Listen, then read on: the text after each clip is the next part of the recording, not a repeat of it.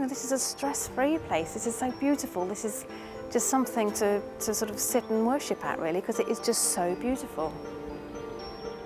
4.5 miles from the northern edge of Dartmoor lies the Den Brook Valley.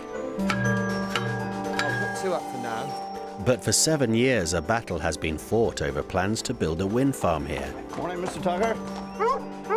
Farmer Martin Tucker will have 5 turbines on his land, and it'll make him serious money too. So if we get it, it's a result. Yes, good afternoon. The wind farm is being planned by Renewable Energy Systems, or RES. They were set up as the renewables arm of the huge Sir Robert McAlpine group that's built everything from shopping centres to a nuclear power station. You know, we've been through quite a lot of different designs, ranging from sort of 19th... The Den Brook Windfarm is the dream of project manager Rachel Ruffle. You know, and I want to make it work, and I don't want people to be against it. I want everyone to love wind farms. If it's built, Rachel's wind farm will be just over 1 kilometre from the home of Mike and Bash Hulme. There's no question that climate's change. You know, here we are, what, middle of April? And I mean, this could be midsummer. They moved here 35 years ago to live a green, low-impact lifestyle. But they're worried about turbine noise. Anyone who says they can't hear that has got to be hard of hearing.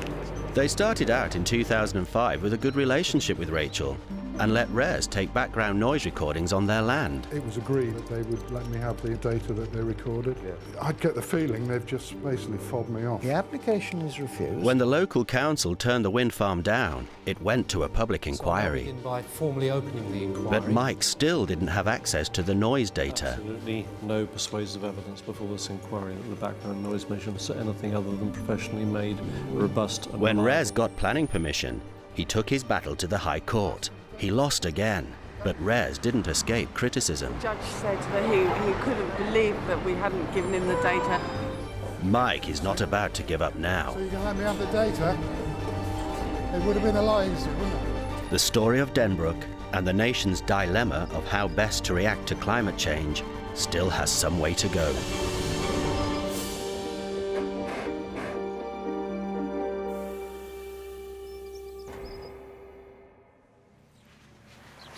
It's 6 weeks after Mike's failed challenge in the High Court. Can you back it into there and sort of just round the corner? There's still time for him to launch an appeal against the result. But meanwhile, Rachel and a colleague have said they're coming down to hand over the missing data. It's like we're waiting for the bloody Queen to arrive. Nearby neighbour Claire joins him to give moral support. She's one of Mike's fellow campaigners and a member of his Den Brook Judicial Review Group. And so we're stood out here like a load of dumpties. All smiles. Just back in there, yeah. So you found us all right? Come on in. Rachel hasn't been to Mike and Bash's for 3 years, but now she's come to deliver what he wants. So where is it then? Of the data. The data? So there's each item that I asked for. It should be all that's required. Obviously, Mike Stigwood will be looking at it as well. Oh, As far right. as he's an acoustician and a planning specialist. You know, like those of us down here feels that there is an injustice going on with the way the noise is dealt with. Well, I think it's the opposite. We want to make sure that we don't create a noise problem around our wind farms. It's not in our interest to create noise problems, clearly. Of course it's not in your interest No, to it's cause a not. noise nuisance. I mean, are you familiar with noise graphs? Take a look at that. That's amplitude modulation in Jane Davis's bedroom. 10 months earlier, Mike and Bash made a journey to Lincolnshire, to Jane and Julian Davis's property. Should we get the tears over and done with and I don't have to cry again? I get upset. Their story made the national press. I don't warn you, I get upset. They claim that in certain weather conditions, turbines near their home make a disruptive noise called amplitude modulation. They've abandoned their house to sleep elsewhere. Noise expert Mike Stigwood recorded the actual sound in their daughter's bedroom. On this graph, the amplitude modulation, or AM, the noise Mike is very concerned about, can be seen and heard. When it's loudest, the Davises say they can be woken up by the sound. But the industry noise guidelines average out the peaks of wind farm noise, so the wind farm may not be committing any violation. This is a recording of amplitude modulation at an actual home next to a wind farm. You know, it's not something I've drawn, it's not something I've made up, it's something we actually recorded. Did your with noise expert record it? Absolutely, yes. There has been a lot of discussion at recent inquiries about this. You must recognise there is an element in the country that use it just to stop wind farms regardless. I don't care about that. That's not what fine, I'm worried about. I'm worried asking about you to care about it, I'm just saying I'm worried that that's about a our fact. situation here. I'm concerned about the situation for myself and all my neighbours. Now, I want to know whether there is a risk of that kind of noise problem occurring at my house. In the really unlikely event that there is a noise problem, we will sort it out. I remember, Mike, you used to say to me, you're just a little nothing at the company, your directors are just using you, but I'm not now. I I never am. said that You to you. did. You said that quite a lot to me. I did And I used to say, no, they're okay, really. But now I am a director, and so I do have, you know, a control over what happens, and that is not what's going to happen. To protect him and his neighbours against potential AM, Mike suggests a special planning condition. If we could show that amplitude modulation is a peak to trough of, say, 6 decibels, that there should be a 4 decibel penalty put on the noise limits. Absolutely not, no way. So You have to see that we are not going to threaten our planning permission by attempting to change the noise condition at this stage. I really don't see there's anything inadequate about the noise condition, because I truly believe the noise condition will offer you the appropriate protection. Be So, honest, but that's you're neither here saying nor that's- there. Your assurances simply aren't enough, Rachel. They are not enough. They haven't been enough for 3 years. So just carrying on that line is not going to resolve the situation. Okay? where we're coming from.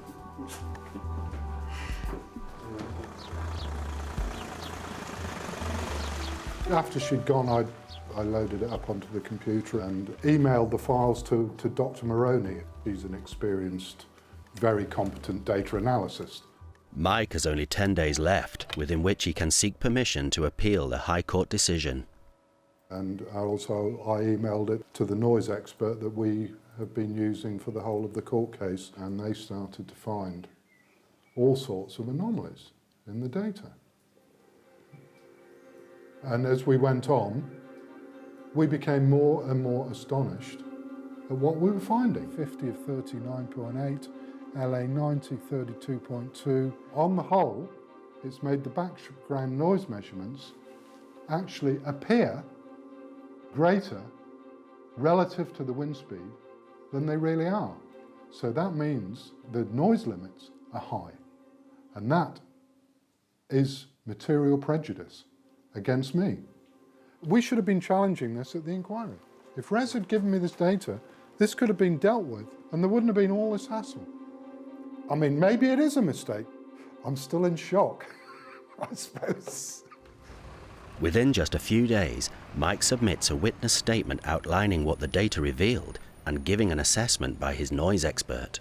My purpose in being here is to apply government policy to this case. He also submits a skeleton argument, claiming the way the inquiry inspector balanced the wind farm's benefit against its harm and the way he handled the question of the noise data were wrong.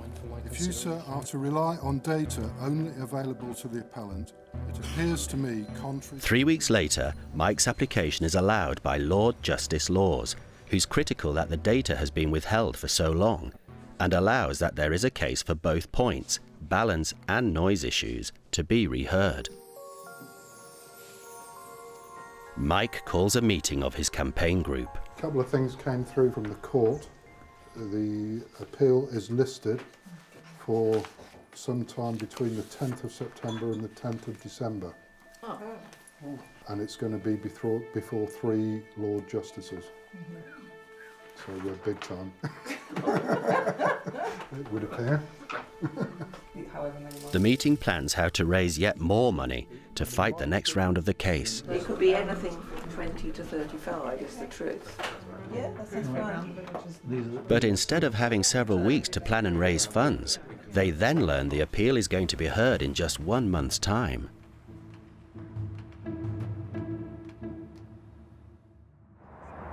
RES do admit the data error.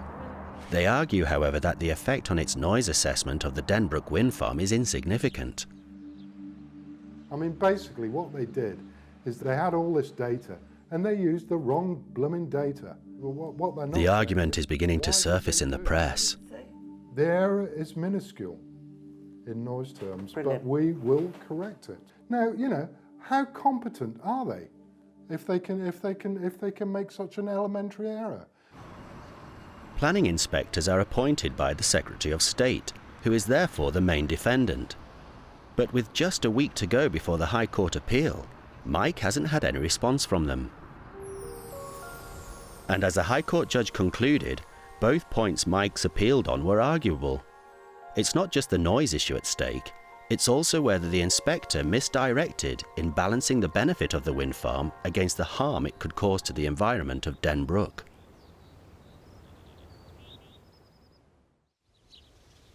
There are only 5 working days before the court's due to sit. Mike's lawyers have just heard from the barrister representing the Secretary of State. Mike passes the word around the team. Hi, Mike. How are you doing? I'm all right. I'm at work. Yeah, have you got a minute? Yeah. Just a minute? Yeah. They've conceded. The Secretary of State was withdrawn. Good, eh? Mike, we need the champagne. All right, Yeah. I'll give it early. Don't get too excited. In fact, when Mike learns the full details, it becomes clear the offer for settlement is on noise issues alone, not the balance argument. If Mike consents, his costs will be paid by the Secretary of State and Res. If he refuses, he'll have to take his chances in court. In the end, the majority of Mike's group are in agreement. It was a nightmare situation. Some people were saying, we've come this far, we ought to take this through to a conclusion in the courts and run the balance argument in the court. So we then tried to negotiate some movement on the terms, but they wouldn't agree to that. Res wouldn't agree to that. If we'd have taken it forward and we'd lost the case, we would have lost everything and we'd have probably ended up in debt. And lastly, we come to the subject of noise conditions. The intention is... The order states that the inspector had erred in law. In his decision to grant planning permission, he'd passed the noise conditions without access to the noise data and failed to give the reasons why. On July the 23rd, the agreement is finally signed. Smile at the The planning permission is now quashed. The matter is sent back to the Planning Inspectorate for a new public inquiry. The story of Den Brook is not over yet.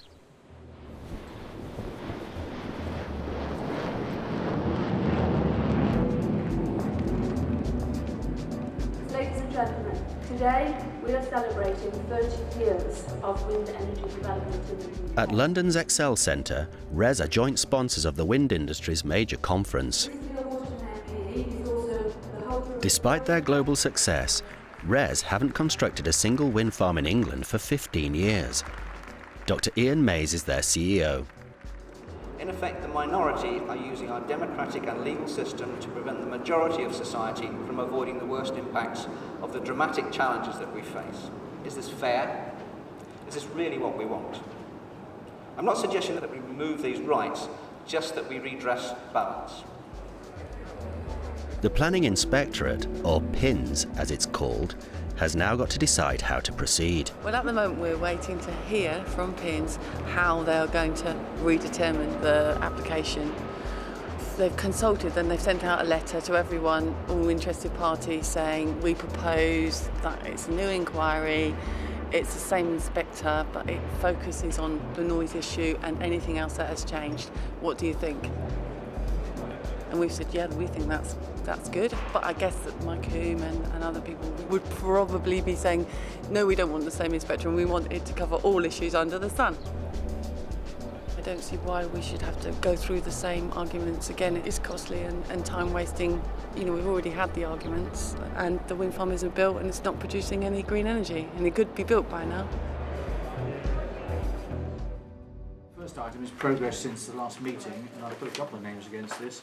News from PINS. Despite consistent written protests from Mike's group, PINS goes ahead with its plan and suggests the next public inquiry will be in March 2009. I mean, we're now at the point of considering some sort of protocol letter Following the meeting, Mike's solicitor is instructed to issue a protocol letter which threatens legal action against PINS if it fails to change its decision on how to run the inquiry.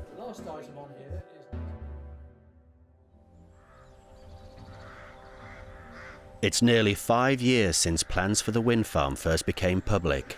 I don't want to get covered in sawdust. Mike's now got his own wind and weather data recording system set up. I suppose so. Come on, put your back into it. Following the protocol letter, PINS has said it's reviewing its decision and the March date for the inquiry has been postponed. I'm struggling with it. Doesn't feel right, does it? I do resent the fact that it's interrupted my life for the best part of 4 years now. Because we used to be fairly on top of things most of the time, and these days it's a muddle. You know, nature doesn't back off, it just keeps going. They brought it home to us very much this week because when we first came here we were part of a group of people and one of the people died last week. So, you know, it does bring it home to you that, you know, it's not a rehearsal, basically. Mike's been waiting since November for some new wind speed data from RES to go with his own measurements. We've asked for some more information from them, which is absolutely crucial to our case. Come on in, you must be cold. In fact, RES have implied they will provide the data, but at the start of a consultation period, that's when a date for the new inquiry is set. I say everything's just going to pot, isn't it? You know, my chair snapped the other day. I nearly could have broken my neck. In his field behind the cottage, Mike's even now erected his own 10-metre anemometer mast. The wind speed readings are already being logged, alongside background noise recordings. This monitor is showing us what's actually going on out in the field. The government brought in guidelines 14 years ago to control wind farm noise. They are known as ETSU R97. But new turbines can now be 3 times the height of older ones. As wind speed increases with height and can change very rapidly across the arc of the blades, an effect known as wind shear, some experts say more blade noise can be created. Mike's worry is that the air at ground level may have less movement, making less background noise, so that noise from the turbines may impact more on his property. There's no question there's stable atmospheric conditions exist here. That shows high wind shears, exceptionally high wind shears probably, and that has a significant bearing on the noise situation. So do you want me to see if it's come in? Today, Mike's expecting to get the result of another wind farm inquiry. This is all manicured. It's been fought by someone who'll be one of his key expert witnesses. Hello. You must be Lee. Mike first met Lee Moroney as he was preparing for his own High Court challenge, and she helped him discover the flaws in RES's data. Your background noise data was contaminated by something. Ecotricity want to site 2 turbines, the nearest just 450 metres from her boundary. It would be about that distance from us and a little bit to the left of that. To fight her inquiry, she's done her own background noise readings, and like Mike, she's worried about AM that could come from the turbines. Wind at the top of the blade is at different speed to the wind at the bottom. Just a few months ago, Mike actually attended the inquiry. An inquiry into an appeal by Ecotricity. Many of the participants he'd be coming face-to-face with in his own forthcoming one. Winter capture of data will produce something more or less appropriate. We have something. Wow. That is a bit of a surprise.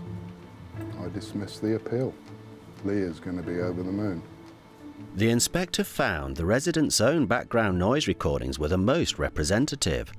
She accepted their arguments that likely atmospheric conditions and high wind shear meant turbine noise would be unpredictable.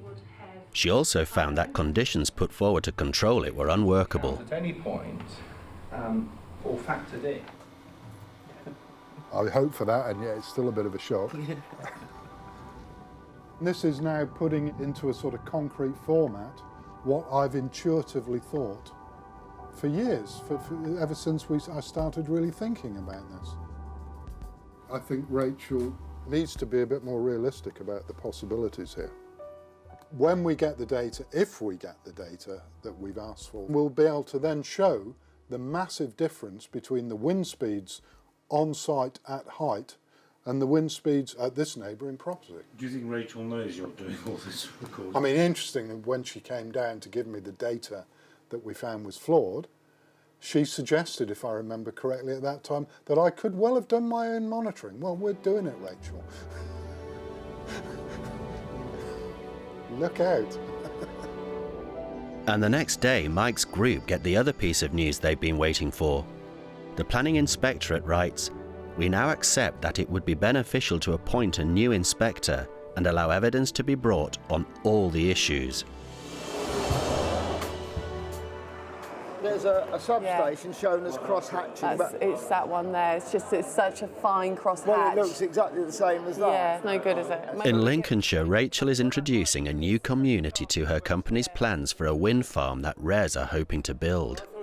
Do you feel apprehensive when you come to them? No, I quite enjoy it. I quite like to speak to people and actually find out what they're really worried about. And also, it's really quite motivating when you meet people that are supportive. And where's it going to connect up to the mains? To Long Sutton substation. Very good. Do you think now that there's an increased amount of anxiety about noise? Yeah, I think there is an increased amount of anxiety. There are some cases where people, have got noise problems, but those, the evidence shows that those cases are few and far between. Have you been to that one down there and had a listen? I have, and I could hear it. Watching you today, I presume such events tend to attract people with concerns more than they do. I don't know. I don't think so. We'll see. At the end of the day, we'll look at the chart, see how many blue dots are either side. But the last time I glanced, it looked pretty even. I think some people just want to come and find out what the scheme's about, and maybe they're undecided at this stage. Now the Planning Inspectorate has appointed a new inspector, RES have published their updated Den Brook Supplementary Environmental Information and released much of the data Mike's been waiting for. The new assessment confirms the old assessment. It shows that the wind farm is within planning guidelines for noise and won't cause an unacceptable noise impact. Hello. But did you hear Ed Miliband's comments today? We only got the supplementary environmental information yesterday. At Mike's, there's a meeting of his campaign group. So, it takes 5 minutes to download it on broadband. Has anybody approached Lee Maroney about this? Well, she's got the data already. so I'm putting it on the table in front of her and hoping and encourage her. If we go on to the funding position first. Well, before you get to that, because at the end of that one, you've got experts required, other costs. I want to put a bid in for landscaping. Susan said to you, we'd be absolutely mad not to do landscaping. landscaping. She said, I cannot believe you are not going to look at landscape again. We've gone this far, we've worked so hard, and this decision has come out, and you'll be completely mad not to. I have a bit of a worry about ETSU, I have to be honest. I think the only way to challenge ETSU is through the courts. I don't think you're going to get ETSU challenged in a public inquiry. That's certainly never been in my mind. There's no way we're going to overturn ETSU, and we're not going to get rid of ETSU. What we are achieving already is that we're going beyond ETSU. The conference is at 1 o'clock. I think it'd be a good idea to get there a little bit early if we can, so we've got a chance to have a chat in the lobby. Mike's on his way to London for a case conference with his new lawyer. Mounting a full landscape case will be expensive, and all his group's funds will now be committed. But Mike spends so much time preparing the noise case, his earnings are right down, and he's had to borrow against the house. At the end of this, I'm going to be so broke, I'm going to have to sell the house, and then what? The reality dawns.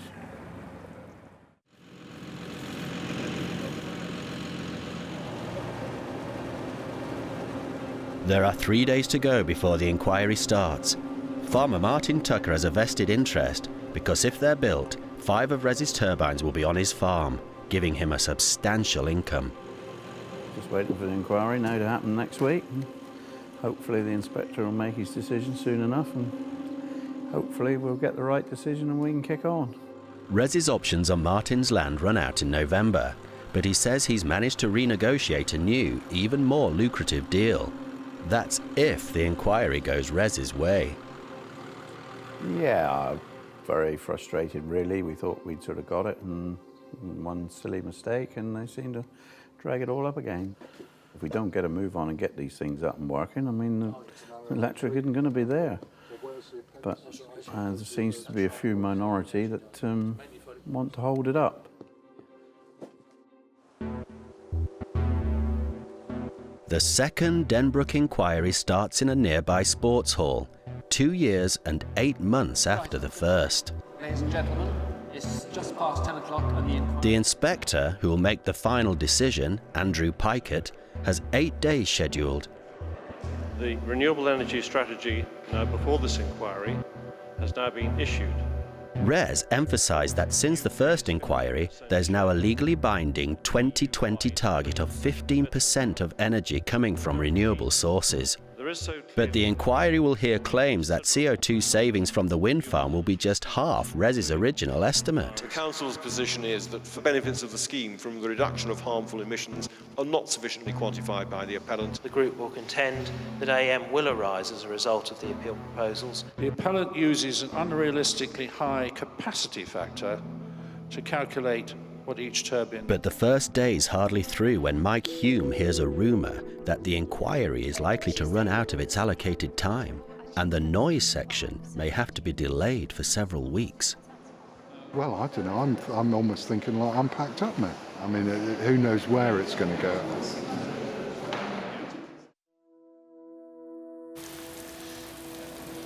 Right, good morning, ladies and gentlemen. The 4 principal parties have agreed not to try and fit the noise evidence into the time which we've been allocated, but to delay, or rather I should say to postpone, the consideration of that evidence until the latter part of September. The agreement to this is with extreme reluctance. I'm incredibly frustrated about it because it was last August that we were happy to concede in the Court of Appeal on the technicality of a noise issue. Here we are, a year later, 8 days of a new inquiry, and we're not even going to be discussing noise at all. You know, one of the distinctive qualities of Dartmoor are the delay there has been in getting this scheme consented is incredible. What kind of response is that as a country that we're having to climate change? Just procrastination. One appreciates the landscape as a wide open panorama. Dartmoor hasn't moved. It's just incredibly frustrating. But Res could still have a problem with landscape. Sarah Reynolds is the new expert hired by Mike Hulme's group, and she's examined the area from new viewpoints. The appeal proposals would result in the loss of the natural beauty and integrity of this valuable Devon landscape and would be entirely unacceptable. Res's new landscape expert is Colin Goodrum. Sarah Reynolds disagrees with his assessment of the turbine's impact. The turbines here are significant in scale. I believe the magnitude is understated by Mr. Goodrum. So a wind turbine that is twice the height of the relevant valley, that is not out of scale with it. Is that your answer? In terms of the scale of the valley will still read very much as a valley. The turbines will be perceived as large objects in the valley. I don't believe they compete in the sense of suddenly the valley looks tiny, for instance. Are they out of scale is the question I asked you? I don't believe in those terms they're out of scale, no. I see. Do they not appear in various views over the ridges? Well, yes. And they're still not out of scale? No. I mean, a tree appears above a ridge. Is that out of scale? At the end of the cross-examination, members of the public opposed to the expert witness are allowed to put questions. If we were to put several tall telegraph poles in front of Buckingham Palace, would we say it would have no impact? Well, I think that, Buckingham Palace would still be there. Yes, indeed. There are views in this landscape where telegraph poles are in the foreground. I mean, that's a product of modern life, really. Thanks very much, Mr. Goodrum. Thank you. As the inquiry hears the remaining expert witnesses, the inspector's final examinations of cultural heritage issues, planning policies and targets, and ecological safeguards are debated in exhaustive detail. In this context, absolutely, yes.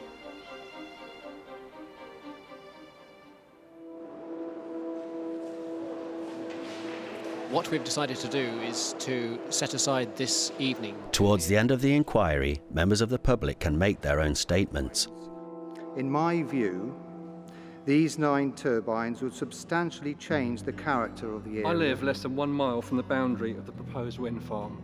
The Davises in Deeping, St Nicholas, have been driven from their house by noise from a wind farm built just 930 metres away. The sheer scale of the development and the lack of proper consultation. If the development goes ahead, our company will not bring tourists to stay in the areas around the site. As at the first inquiry, it appears the majority of speakers are opposing the wind farm. And John Vincent? Mr. Vincent, are you a supporter or an objector? I'm a supporter. Right. Perhaps it's the word developer which creates the sort of animosity which will lead to the level of aggressive protest to bring us to new debate. And these developers are actually caring scientists and engineers wanting to help us and our world with clean energy. To the point. Now, this debate is supposedly based on what? Important new evidence? Do you know what the important new evidence was? It was an error. I asked a scientist, how will this error in the sound figures affect the local populace? It is unmeasurable scientifically.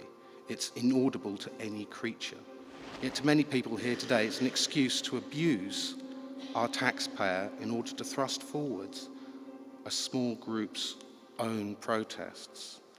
And it in no way reflects the will of the majority of people who would never believe that they would have to protest for wind.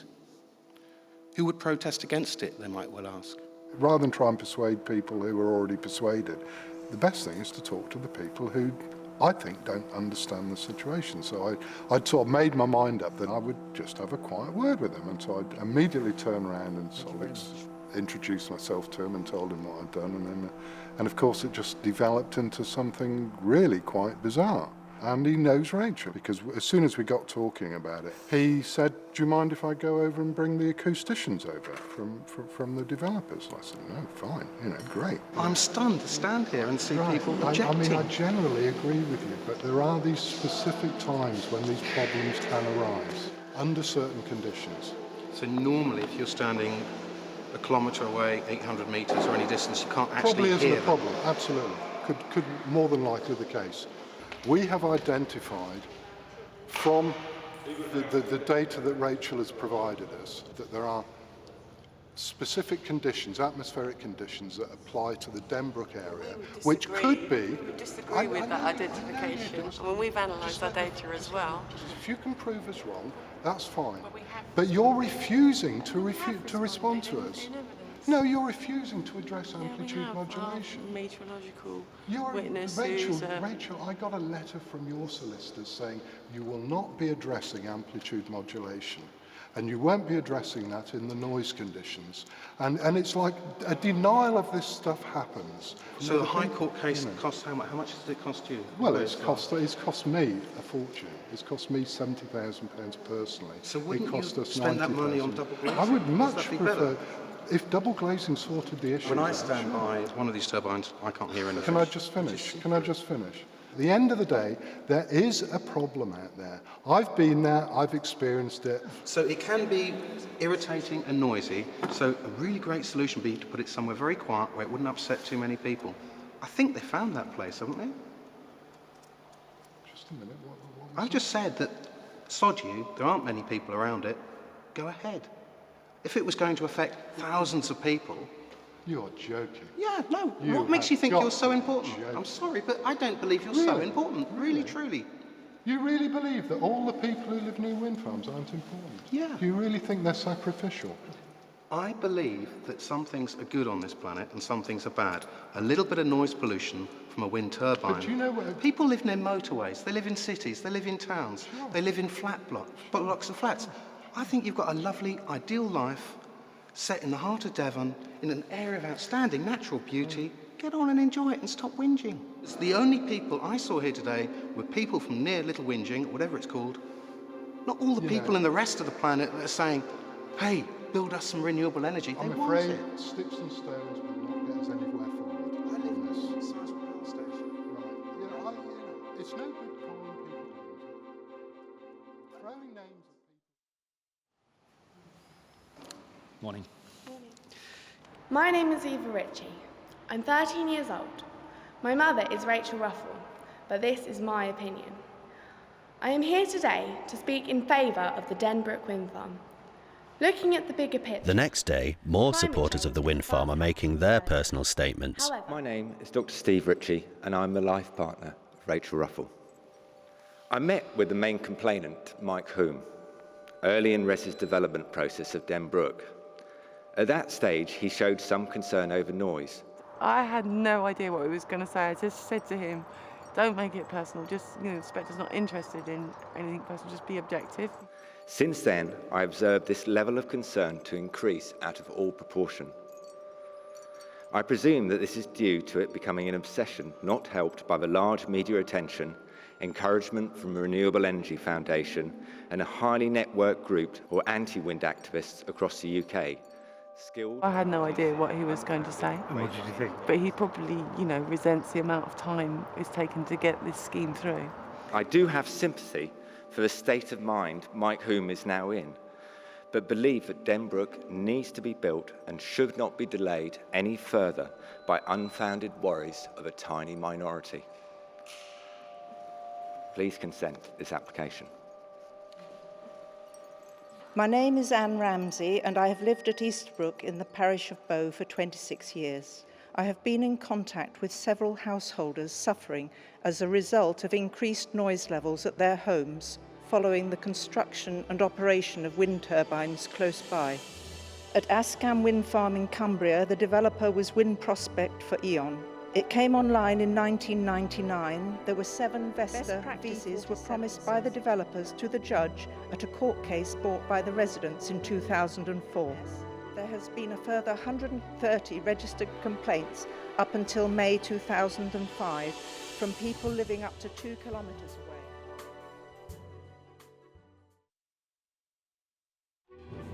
As with the first inquiry, Inspector Pikett visits all the viewpoints raised by the parties. Yeah, well, I suggest we look at that at the viewpoint.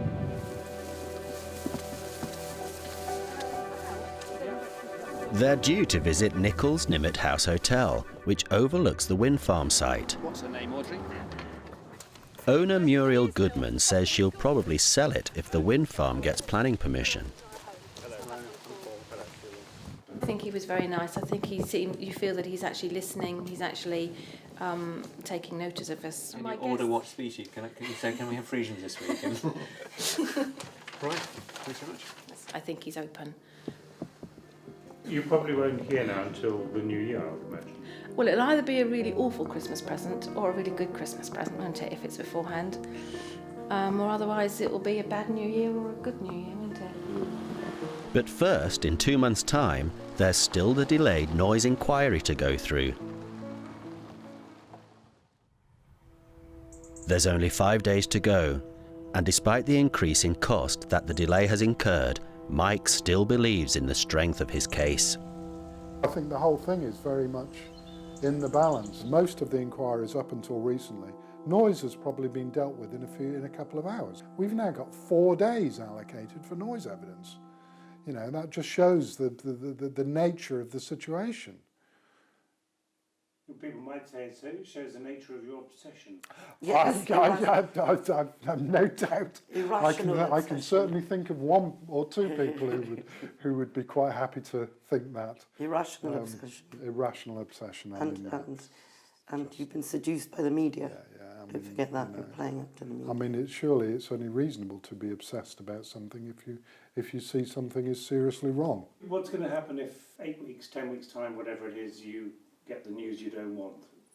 If the wind farm has permission and there is a planning condition applied to it which is protective of the neighbours, I won't find it a major problem. But the reality of the situation is, I don't believe it's possible to actually construct a planning condition that is protective of the neighbours. Right, good morning, ladies and gentlemen. In the next 4 days... Mike's group, then, will need to convince the inspector that AM is likely to be experienced by wind farm neighbours at Den Brook if it's given the go-ahead. Rachel Ruffle isn't there, though, as she's ill. Project manager Helen Hall is representing RES, which means Rachel will miss all the evidence, including Jane Davis's. Please, by calling Mrs. Jane Davis. Right, Mrs. Davis. Good morning to the inquiry.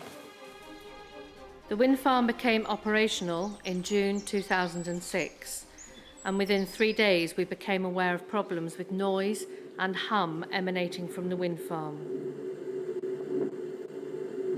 These noise issues and the apparent failure of any organisation to be able to ameliorate the distress we've suffered as a result have devastated our lives. I am determined to ensure the failures of the planning system to protect me and my family are not repeated elsewhere. We know we suffer from something called aerodynamic modulation, AM, which is not fully understood. In her proof of evidence, Jane Davis lists a number of illnesses she claims are now experienced by members of her family since the wind farm began operation. You contend that all these illnesses are certainly because of the wind farm, is that right? I make no judgment. What I do is say, we know that noise can create ill health. These are the ill health things that have happened. There may well be a relationship. Going on to paragraph 2.7. Marcus Trinick and Jane Davis have met at a number of wind farm inquiries now. There's no specific AM noise condition for the tall turbines at Deeping St Nicholas, so he's keen to establish that despite her claims about AM, there's no actual evidence before the inquiry of any breaches of noise conditions. I'm used to hearing conspiracy theories. I assume, this is a question, that is why the local authority haven't said to the developer, we'd like you to turn off the turbines to evaluate what is happening in terms of background noise and the contribution that may make, because they have not determined a breach which, for whatever reason, they wish to enforce against. They have asked the developer to do that. The local government ombudsman made that a specific request. Was that in writing? It is. Is that before this inquiry? It is not yet, and nothing has happened to date. I see. Finally, do you wish this inspector to visit your house to listen to the turbine noise? Many other inspectors have found this quite a useful exercise. Well, I would concur. I think it's a very good idea.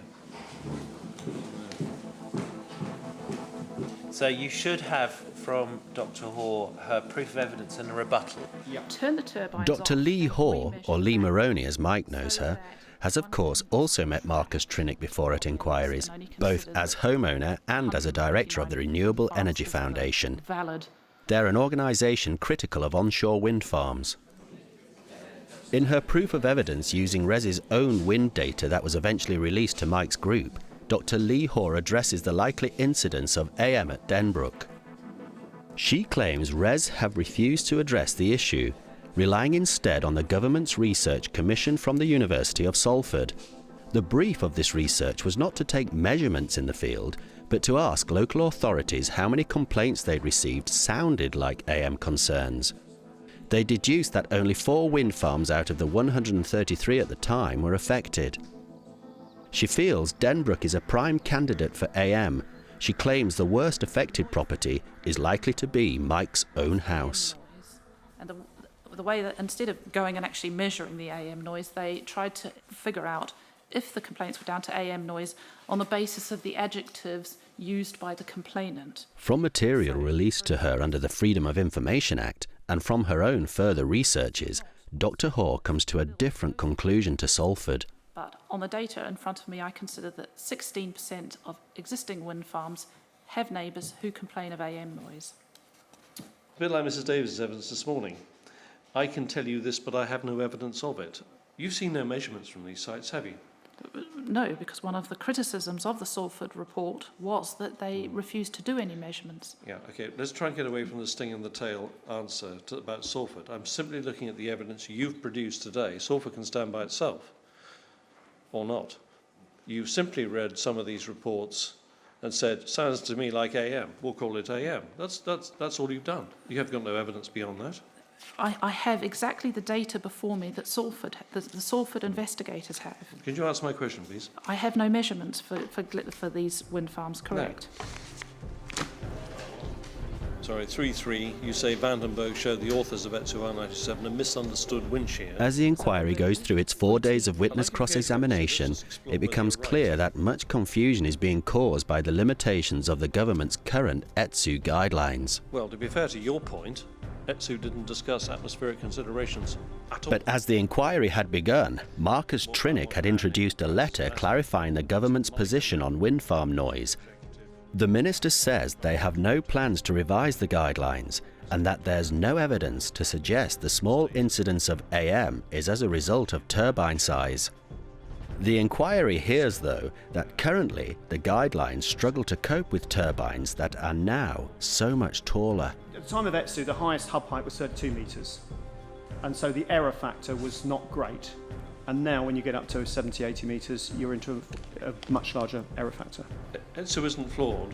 What has happened could maybe been anticipated by ETSU at the time, hub heights were going to increase, but it wasn't. As a creature of its time. The inquiry examines every aspect: the level of noise limits, background noise measurements, the locations, methods and equipment used. You're quite clearly wrong. No, ETSU deals with that. It talks about those sort of situations. And well, I'm familiar with the document. I drafted the thing, so there we are. Underranged and extraneous data, atmospheric conditions. That's the point, well, Mr. Stigwood. But that is the point. You are then... And of course, AM. Last point, Dr. McKenzie. AM. Have you ever visited a wind farm and witnessed AM yourself? I've heard variation in turbine noise, yes. Would you characterise that as AM? It is amplitude modulation. That's what variation in noise level is, amplitude modulation. That's what it means. Yeah. Okay, so you've heard small variations in amplitude in terms of I've heard variation in turbine noise level. Have you heard excessive? I'm not sure what's meant by excessive amplitude modulation. I think it's a term that's been coined by others, not by ourselves.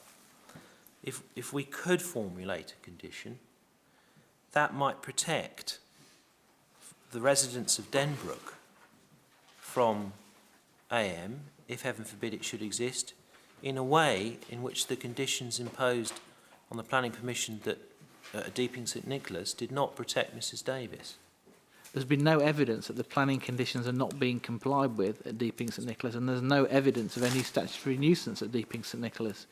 We have Mrs Davis's logs and word and evidence which show that she's upset by her situation, but no material evidence to show whether whether that's related to planning conditions or statutory nuisance. All right. Dr McKenzie, thank you very much indeed. Thank you. Right. No wind turbine shall generate electricity to the grid until the... On the final day of evidence, the inquiry discusses planning conditions that could be imposed if the wind farm was given permission. Right, final matter for today. Mr Taylor, your alternative noise conditions and your suggested amplitude modulation. They've been under discussion by all parties for some time, but at the last minute, Mike's team have put forward a new noise condition. We're not in a position at such short notice to respond to this condition. That may not seem helpful to you, sir, but it's quite wrong to ask us at zero notice, effectively, to comment on a brand new noise condition delivered on the last evidential day of the inquiry. I'm not going to deal with it now. Now, what we can do over the weekend is to prepare something in writing for Monday, and that's as good as it gets. As promised, the following Monday, RES put in their response to Mike's team's AM noise condition. They argue that a condition is unnecessary, as excessive AM is rare, and it's not recommended in ETSU guidelines. They also say stable atmospheric conditions at the appeal site are rare too, and in their view, conditioning AM would cause profound damage to the UK wind industry.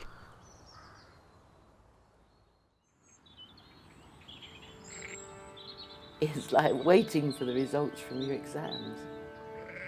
It's decision day once again for the 9 Den Brook turbines. At her home, Jenny Rosser is dreading the arrival of the inspector's verdict. I'll miss looking out on my beautiful views of Dartmoor. You know, we can sit up in bed and look across all the tours and all the changing seasons. It's just beautiful. We're absolutely head on to all 9 of them. They'll just open up in a vista in front of us.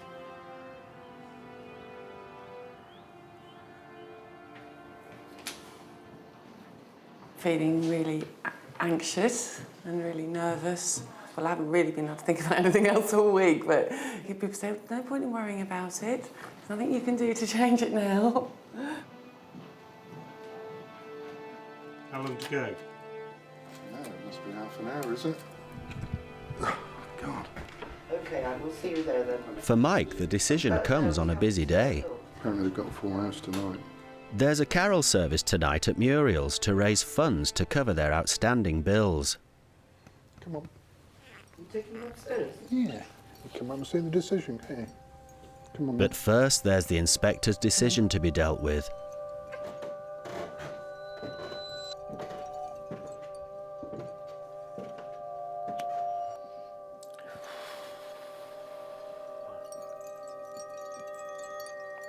Anxious moments. Where is Mike today? He's done a very good job getting us to where we are, and I don't think he's finished yet. No email yet. It's almost unbearable. Bash? Do you want to come up? It's in. Hello? Do we? Oh, fantastic. Oh, Marcus, thanks.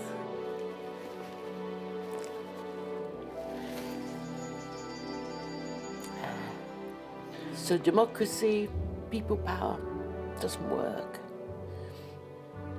It's so disappointing after all this time. Oh, Marcus, well done. Thanks. Thank you for all your help. I allow the appeal. Rachel will be pleased. Oh, that was Marcus. Congratulations. Yeah, exactly. Yes, I didn't expect it, to be honest. I didn't expect the yes. Claire has summed it up in one word. Bugger. The delay that the action group has caused us has done us no harm financially, let's put it like that. And the powers coming into your pocket have increased a bit. They will have increased a bit.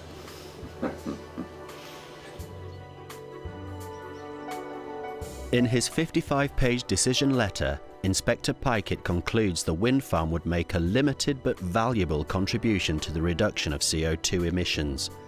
On landscape, while noting the impact on many locations, he adds that, ironically, the presence and scale of Dartmoor would allow the comparatively smaller mass of the wind farm to provide a landscape context for the development.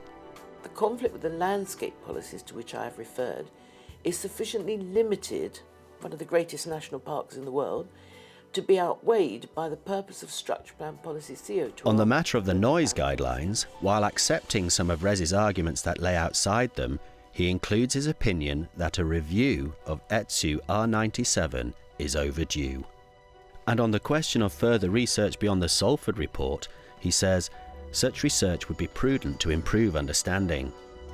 On AM itself, he says, on the basis of the evidence I have received, I conclude that a greater than expected impact from AM would be possible, and he doesn't see its rarity as a valid reason for Res's objection. He imposes an AM condition. It's going to be a day or two before we've digested all this lot, but you know, this is an initial reaction from somebody who's, you know, who's on the case, and you know, they're saying they've never seen conditions this tight, and they suspect the developer would maybe even appeal it. You know, I mean, that would be a first, wouldn't it, for the developer to appeal an approval? on the grounds that the condition is too tight. So if that's the case, there is some success here. It does concern me quite a lot. The measurement of amplitude modulation here is far too tight. If we measure greater than expected amplitude modulation, it doesn't say what to do, it just says you have to carry on measuring it. And I'd also need a legal opinion on what the remedy is, you know. We wish you a Merry Christmas, we wish you a Merry Christmas, we wish you a Merry Christmas and a Happy New Year. Good tidings we bring. Whilst I'm really happy to get the decision, I'm also, in the back of my mind, I'm thinking about him. He must be really sad. I know that he genuinely is concerned about the noise impact of this scheme. It is a real concern.